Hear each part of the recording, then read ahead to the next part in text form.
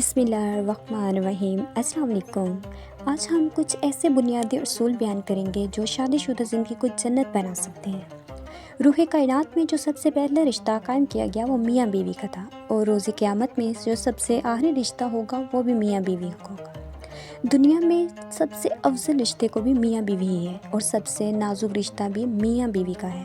باقی رشتے خونی ہوتے ہیں جو لڑائی جھگڑے کے بعد ٹوٹتے نہیں، اور یہ واحد وہ رشتہ ہے جو لڑائی جھگڑے کے بعد ٹوٹ بھی جاتا ہے اور نازک بھی ہوتا ہے، اور اگر میاں بیوی اسے اچھے طریقے سے نبھائیں تو یہ بہت ہی مضبوط رشتہ ہے۔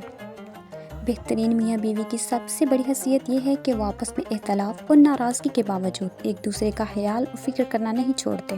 سمجھدار بیوی وہ ہوتی ہے جو زندگی کے معاملات میں ہمیشہ اپنے خاوند کو بڑا بنائے۔ اللہ تعالیٰ نے خود فرمایا کہ جس گھر میں میاں بیوی محبت، آرام اور سکون کے ساتھ بات چیت کرتے ہیں تو وہاں برکتیں راج کرتی ہیں۔ قرآن پاک میں مردوں کو بیویوں کے ساتھ نرم و محبت لہجے میں بات کرنے کا حکم دیا گیا ہے، کیونکہ یہ سنت نبوی بھی ہے۔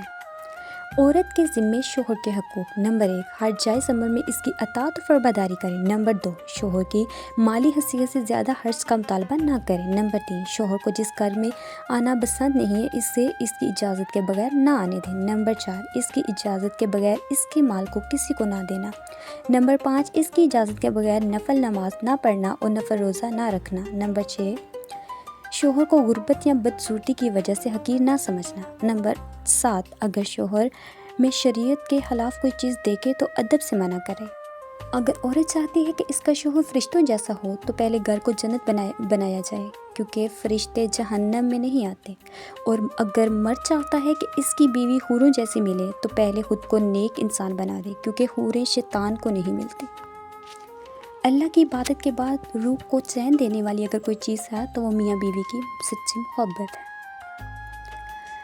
ہم سفر خوبصورت نہیں بلکہ عزت اور فکر کرنے والا ہونا چاہیے، کیونکہ طاقت سے گھر نہیں بنتے، محبت اور اتفاق سے گھر بنتے ہیں۔ ماں باپ بیٹیوں سے نہیں ڈرتے، بیٹیوں کے نصیب سے ڈرتے ہیں۔ اس لیے اپنے حقوق کو پورا کرو، کسی کی بیٹی کو ذلیل نہ کرو، کسی کی بیٹی کے ساتھ ناانصافی نہ کرو۔ کل کو تم بھی باپ بنو گے، تم بھی بیٹی کے باپ ہوگے، اور پھر تمہیں پتہ چلے گا کہ یہ دنیا گول کیوں ہے۔ اللہ پاک اپنے حبیب کے صدقے ہر بیٹی کا نصیب اچھا کرے۔ آمین یا رب العالمین یا ارحم الراحمین۔